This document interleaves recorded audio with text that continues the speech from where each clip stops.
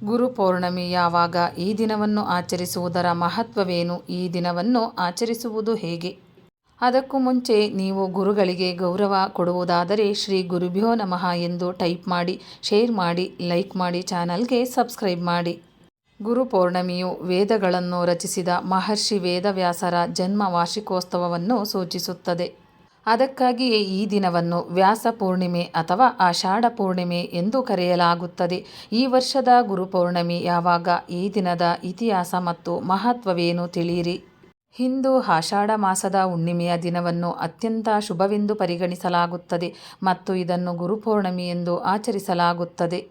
ಈ ಪವಿತ್ರ ದಿನವನ್ನು ಒಬ್ಬರ ಗುರು ಅಥವಾ ಆಧ್ಯಾತ್ಮಿಕ ಗುರುಗಳಿಗೆ ಕೃತಜ್ಞತೆ ಮತ್ತು ಗೌರವವನ್ನು ವ್ಯಕ್ತಪಡಿಸಲು ಮೀಸಲಾಗಿದೆ. ಇದು ವೇದಗಳನ್ನು ರಚಿಸಿದ ಮಹರ್ಷಿ ವೇದವ್ಯಾಸರ ಜನ್ಮ ವಾರ್ಷಿಕೋತ್ಸವವನ್ನು ಸಹ ಸೂಚಿಸುತ್ತದೆ. ಅದಕ್ಕಾಗಿಯೇ ಈ ದಿನವನ್ನು ವ್ಯಾಸ ಪೌರ್ಣಿಮೆ ಅಥವಾ ಆಷಾಢ ಪೌರ್ಣಿಮೆ ಎಂದು ಕರೆಯಲಾಗುತ್ತದೆ. ಈ ವರ್ಷ ಗುರುಪೌರ್ಣಮಿಯನ್ನು ಜುಲೈ 10, 2025 ಗುರುವಾರ ಆಚರಿಸಲಾಗುತ್ತದೆ. ಈ ದಿನವು ವ್ಯಕ್ತಿಯ ಜೀವನದಲ್ಲಿ ಗುರು ವಹಿಸುವ ಪ್ರಮುಖ ಪಾತ್ರವನ್ನು ನೆನಪಿಸುತ್ತದೆ. ಈ ಪವಿತ್ರ ದಿನವು ಹಿಂದೂ, ಜೈನ ಮತ್ತು ಬೌದ್ಧ ಸಂಪ್ರದಾಯಗಳಲ್ಲಿ ಗುರುಗಳು ಎಂದು ಕರೆಯಲ್ಪಡುವ ಆಧ್ಯಾತ್ಮಿಕ ಶಿಕ್ಷಕರು ಮತ್ತು ಮಾರ್ಗದರ್ಶನವನ್ನು ಗೌರವಿಸುವ ಮತ್ತು ಕೃತಜ್ಞತೆಯನ್ನು ವ್ಯಕ್ತಪಡಿಸುವ ಸಮಯವಾಗಿ ಅಪಾರ ಪ್ರಾಮುಖ್ಯತೆಯನ್ನು ಹೊಂದಿದೆ. ಗುರುಪೌರ್ಣಮಿಯನ್ನು ಆಚರಿಸುವುದರ ಮಹತ್ವವೇನು?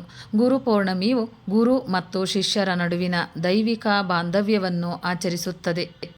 ಭಾರತೀಯ ಸಂಪ್ರದಾಯದಲ್ಲಿ ಗುರುವು ಕೇವಲ ಗುರುವಿಗಿಂತ ಹೆಚ್ಚಿನವನು. ಅವರು ಅಜ್ಞಾನವನ್ನು ಹೋಗಲಾಡಿಸಿ ಸತ್ಯ ಮತ್ತು ಮುಕ್ತಿಯ ಹಾದಿಯನ್ನು ಬೆಳಗಿಸುವ ಆಧ್ಯಾತ್ಮಿಕ ಮಾರ್ಗದರ್ಶಕ. ಆದಿಶಂಕರಾಚಾರ್ಯರು, ಶ್ರೀ ರಾಮಾನುಜಾಚಾರ್ಯರು ಮತ್ತು ಶ್ರೀ ಮಧ್ವಾಚಾರ್ಯರು ಈ ದಿನದಂದು ಸ್ಮರಿಸಿಕೊಳ್ಳಲ್ಪಡುವ ಅತ್ಯಂತ ಗೌರವಾನ್ವಿತ ಗುರುಗಳಲ್ಲಿ ಒಬ್ಬರು. ಗುರುವನ್ನು ದೇವರಿಗಿಂತ ಹೆಚ್ಚಾಗಿ ಏಕೆ ಪರಿಗಣಿಸಲಾಗುತ್ತದೆ? ಆಧ್ಯಾತ್ಮಿಕ ಸಂಪ್ರದಾಯಗಳಲ್ಲಿ ಗುರುವನ್ನು ದೇವರಿಗಿಂತ ಹೆಚ್ಚಾಗಿ ಪೂಜಿಸಲಾಗುತ್ತದೆ, ಏಕೆಂದರೆ ಅದು ದೈವಿಕತೆಯ ಮಾರ್ಗವನ್ನು ತೋರಿಸುವ ಗುರುವಿನ ದಿನವಾಗಿದೆ. ಗುರುವು ಬುದ್ಧಿವಂತಿಕೆಯ ಮೂಲಕ ಅಜ್ಞಾನವನ್ನು ಹೋಗಲಾಡಿಸುತ್ತಾನೆ. ಸಮಾಜದಲ್ಲಿ ಯಶಸ್ಸು, ಜ್ಞಾನ ಮತ್ತು ಗೌರವಕ್ಕೆ ದಾರಿ ಮಾಡಿಕೊಡುತ್ತಾನೆ. ಆದ್ದರಿಂದ ಗುರು ಪೌರ್ಣಮಿಯ ಮಹತ್ವವು ಶಿಕ್ಷಕರ ಮಾರ್ಗದರ್ಶನದ ಪರಿವರ್ತಕ ಶಕ್ತಿಯನ್ನು ಒಪ್ಪಿಕೊಳ್ಳುವುದರಲ್ಲಿದೆ. ನೀವು ಜೀವನದಲ್ಲಿ ಪ್ರಗತಿ, ಯಶಸ್ಸು ಮತ್ತು ಶಾಂತಿಯನ್ನು ಬಯಸಿದರೆ ಗುರುಪೌರ್ಣಮಿಯಂದು ಮಾಡುವ ಕೆಲವು ಆಚರಣೆಗಳು ಫಲಪ್ರದ ಫಲಿತಾಂಶವನ್ನು ತರಬಹುದು. ಗುರುಪೌರ್ಣಮಿ 2025 ಆಚರಣೆಗಳು. ವೃತ್ತಿ ಮತ್ತು ವ್ಯವಹಾರದಲ್ಲಿ ಯಶಸ್ಸಿಗೆ. ಪ್ರಯತ್ನಗಳು ಅಪೇಕ್ಷಿತ ಫಲಿತಾಂಶಗಳನ್ನು ನೀಡದಿದ್ದರೆ ಅಥವಾ ಉದ್ಯೋಗದಲ್ಲಿ ಬೆಳವಣಿಗೆ ಮತ್ತು ವ್ಯವಹಾರವು ಸ್ಥಗಿತಗೊಂಡಿದ್ದರೆ ಗುರುಪೌರ್ಣಮಿಯಂದು ದೇವತೆಗಳಿಗೆ ಹಳದಿ ಸಿಹಿತಿಂಡಿಗಳನ್ನು ಅರ್ಪಿಸಿ.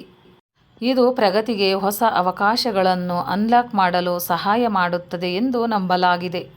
ಆರ್ಥಿಕ ಲಾಭಗಳಿಗಾಗಿ. ತಜ್ಞರ ಪ್ರಕಾರ ಗುರು ಪೌರ್ಣಿಮೆಯಂದು ಬಡವರಿಗೆ ಮತ್ತು ನಿರ್ಗತಿಕರಿಗೆ ಧಾನ್ಯಗಳು, ಸಿಹಿ ತಿಂಡಿಗಳು ಅಥವಾ ಬಟ್ಟೆಗಳಂತಹ ಹಳದಿ ವಸ್ತುಗಳನ್ನು ದಾನ ಮಾಡುವುದರಿಂದ ಸಂಪತ್ತು ಮತ್ತು ಸಮೃದ್ಧಿಯನ್ನು ಆಕರ್ಷಿಸಲು ಸಹಾಯ ಮಾಡುತ್ತದೆ.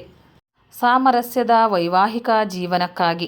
ಈ ದಿನ ನಿಮ್ಮ ಮನೆಯಲ್ಲಿ ಗುರು ಯಂತ್ರವನ್ನು ಸ್ಥಾಪಿಸಿ ಮತ್ತು ಅದನ್ನು ಭಕ್ತಿಯಿಂದ ಪೂಜಿಸಿ. ಈ ಆಚರಣೆಯು ವೈವಾಹಿಕ ಜೀವನದಲ್ಲಿನ ಸಮಸ್ಯೆಗಳನ್ನು ಪರಿಹರಿಸುತ್ತದೆ ಮತ್ತು ಸಂಬಂಧಗಳಲ್ಲಿ ಸಾಮರಸ್ಯವನ್ನು ತರುತ್ತದೆ ಎಂದು ಹೇಳಲಾಗುತ್ತದೆ. ಜಾತಕದಲ್ಲಿ ಗುರುಗ್ರಹವನ್ನು ಬಲಪಡಿಸಲು. ಜನ್ಮ ಕುಂಡಲಿಯಲ್ಲಿ ಗುರುಗ್ರಹವು ದುರ್ಬಲವಾಗಿದ್ದರೆ ನಿಮ್ಮ ಅತ್ಯುತ್ತಮ ಪ್ರಯತ್ನಗಳ ಹೊರತಾಗಿಯೂ ಅದು ನಿಮ್ಮ ಬೆಳವಣಿಗೆಗೆ ಅಡ್ಡಿಯಾಗಬಹುದು.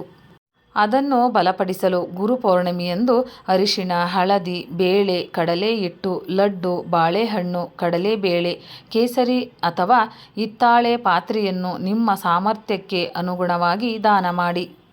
ಈ ಕೊಡುಗೆಗಳು ಗುರುವಿನ ಪ್ರಭಾವವನ್ನು ಹೆಚ್ಚಿಸುವ ಮೂಲಕ ನಕಾರಾತ್ಮಕ ಬದಲಾವಣೆಗಳನ್ನು ತರಬಹುದಾಗಿದೆ. ಗುರು ಪೂರ್ಣಿಮಾವು ನಾವು ನಮ್ಮ ಗುರುಗಳಿಗೆ ಗೌರವ ಹಾಗೂ ಕೃತಜ್ಞತೆಗಳನ್ನು ಸಲ್ಲಿಸಲು ಉತ್ತಮ ದಿನವಾಗಿದೆ.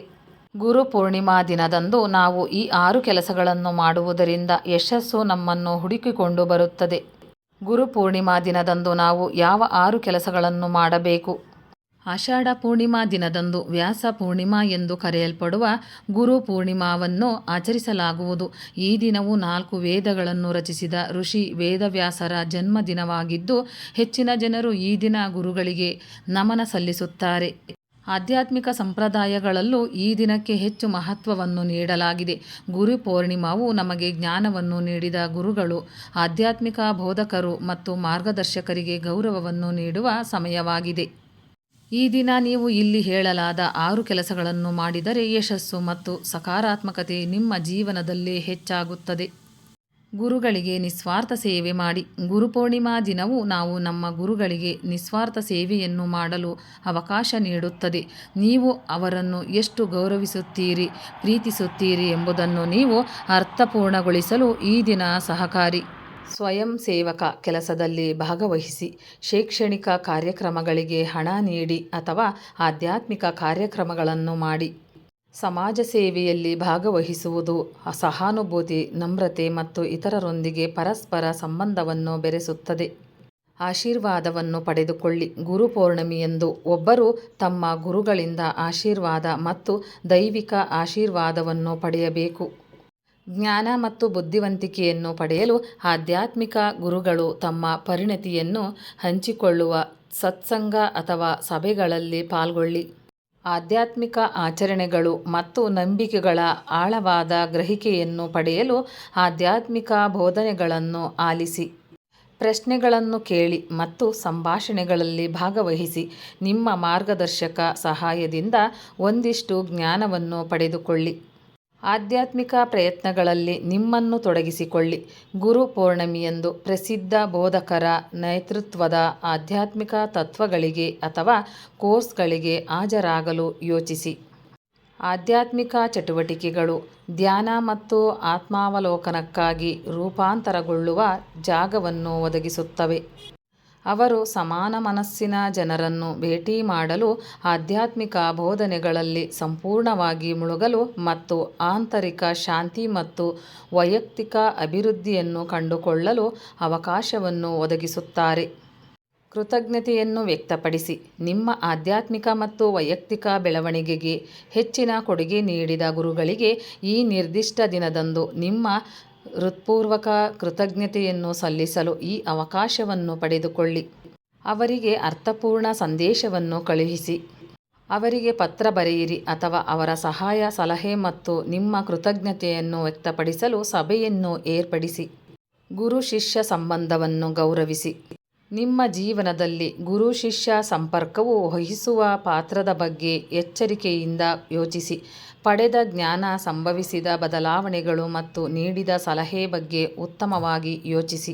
ನಿಮ್ಮ ಗುರುಗಳೊಂದಿಗಿನ ಸಂಬಂಧವು ನಿಮ್ಮ ಆಧ್ಯಾತ್ಮಿಕ ಮತ್ತು ವೈಯಕ್ತಿಕ ಬೆಳವಣಿಗೆಯ ಮೇಲೆ ಪ್ರಭಾವ ಬೀರುವುದು. ನಿಮ್ಮ ಗುರುಗಳು ನೀಡಿದ ಬೋಧನೆಗಳನ್ನು ಸ್ವೀಕರಿಸಲು ಮತ್ತು ಆಧ್ಯಾತ್ಮಿಕ ಪ್ರಗತಿಗೆ ನಿಮ್ಮ ಸಮರ್ಪಣೆಯನ್ನು ಬಲಪಡಿಸಲು ಇದು ನಿಮಗೆ ಸಹಾಯ ಮಾಡುತ್ತದೆ. ಧ್ಯಾನ ಮತ್ತು ಮಂತ್ರ ಪಠಣ. ಗುರು ಪೌರ್ಣಮಿಯು ನಿಮ್ಮ ಗುರುಗಳಿಗೆ ನಿಸ್ವಾರ್ಥವಾಗಿ ಗೌರವ ನೀಡಲು ಉತ್ತಮ ಅವಕಾಶವಾಗಿದೆ. ಹಾಗಾಗಿ ನೀವು ಈ ದಿನವನ್ನು ಸಂಪೂರ್ಣವಾಗಿ ಧ್ಯಾನದಲ್ಲಿ ಕಳೆಯಲು ಪ್ರಯತ್ನಿಸಿ. ಸಾಧ್ಯವಾದಷ್ಟು ಧ್ಯಾನ ಮಾಡಿ, ಗುರು ಮಂತ್ರಗಳನ್ನು ಪಠಿಸಿ. ಸ್ನೇಹಿತರೆ, ಈ ಮಾಹಿತಿ ನಿಮಗೆ ಇಷ್ಟವಾಗಿದ್ದಲ್ಲಿ ಇನ್ನೂ ಹೆಚ್ಚಿನ ಮಾಹಿತಿಗಾಗಿ ಲೈಕ್ ಮಾಡಿ, ಶೇರ್ ಮಾಡಿ, ಚಾನಲ್ಗೆ ಸಬ್ಸ್ಕ್ರೈಬ್ ಮಾಡಿ. ಧನ್ಯವಾದಗಳು.